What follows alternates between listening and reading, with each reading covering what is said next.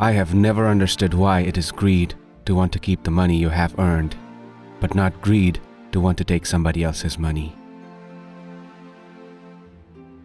When you want to help people, you tell them the truth. When you want to help yourself, you tell them what they want to hear. It's amazing how much panic one honest man can spread among a multitude of hypocrites. The first lesson of economics is scarcity. There is never enough of anything to satisfy all those who want it. The first lesson of politics is to disregard the first lesson of economics. Racism does not have a good track record. It's been tried out for a long time, and you'd think by now we'd want to put an end to it instead of putting it under new management. Despite a voluminous and often fervent literature on income distribution, the cold fact is that most income is not distributed. It is earned. Much of the social history of the Western world over the past 3 decades has involved replacing what worked with what sounded good. Some of the biggest cases of mistaken identity are among intellectuals who have trouble remembering that they are not God. The problem isn't that Johnny can't read. The problem isn't even that Johnny can't think. The problem is that Johnny doesn't know what thinking is. He confuses it with feeling. The fact that the market is not doing what we wish it would do is no reason to automatically assume that the government would do better. Intellect is not wisdom. Freedom has cost too much blood and agony to be relinquished at the cheap price of rhetoric. Bailing out people who made ill-advised mortgages makes no more sense than bailing out people who lost their life savings in Las Vegas casinos. Socialism in general has a record of failure so blatant that only an intellectual could ignore or evade it. There are only 2 ways of telling the complete truth: anonymously and posthumously. Competition does a much more effective job than government at protecting consumers. It is hard to imagine a more stupid or more dangerous way of making decisions than by putting those decisions in the hands of people who pay no price for being wrong. One of the sad signs of our times is that we have demonized those who produce, subsidized those who refuse to produce, and canonized those who complain. If politicians stopped meddling with things they don't understand, there would be a more drastic reduction in size of government than anyone in either party advocates.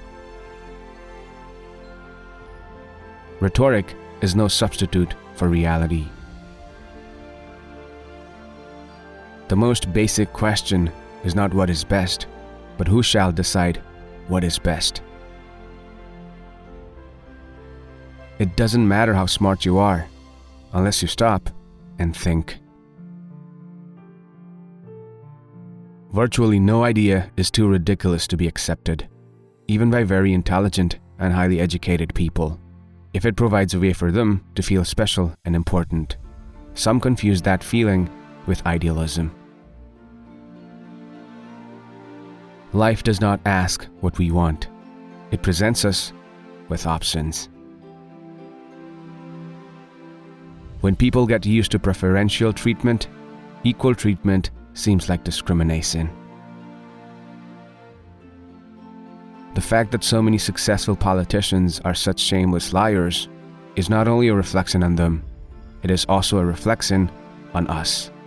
When the people want the impossible, only liars can satisfy. It takes considerable knowledge just to realize the extent of your own ignorance. Age gives you an excuse for not being very good at things that you were not very good at when you were young. Mystical references to society and its programs to help may warm the hearts of the gullible, but what it really means is putting more power in the hands of bureaucrats.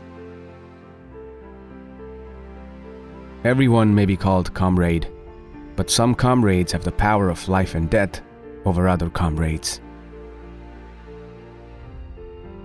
Whatever we wish to achieve in the future, it must begin knowing where we are in the present, not where we wish we were or where we wish others think we are, but where we are, in fact. The welfare state is the oldest con game in the world. First, you take people's money away quietly, and then you give some of it back to them flamboyantly. Extrapolations are the last refuge of a groundless argument. There are no solutions. There are only trade-offs. No matter how much people on the left talk about compassion, they have no compassion for the taxpayers. One of the first things taught in introductory statistics textbooks is that correlation is not causation. It is also one of the first things forgotten.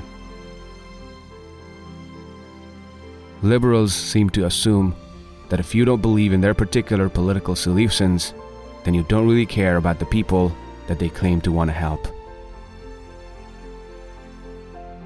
One of the common failings among honorable people is a failure to appreciate how thoroughly dishonorable some other people can be, and how dangerous it is to trust them. Each new generation born is in effect an invasion of civilization by little barbarians who must be civilized before it is too late. What is called an educated person is often someone who has had a dangerously superficial exposure to a wide spectrum of subjects. Differences in habits and attitudes are differences in human capital, just as much as differences in knowledge and skills. And such differences create differences in economic outcomes. It takes considerable knowledge just to realize the extent of our own ignorance. The only people I truly envy are those who can play a musical instrument and those who can eat anything they want without gaining weight.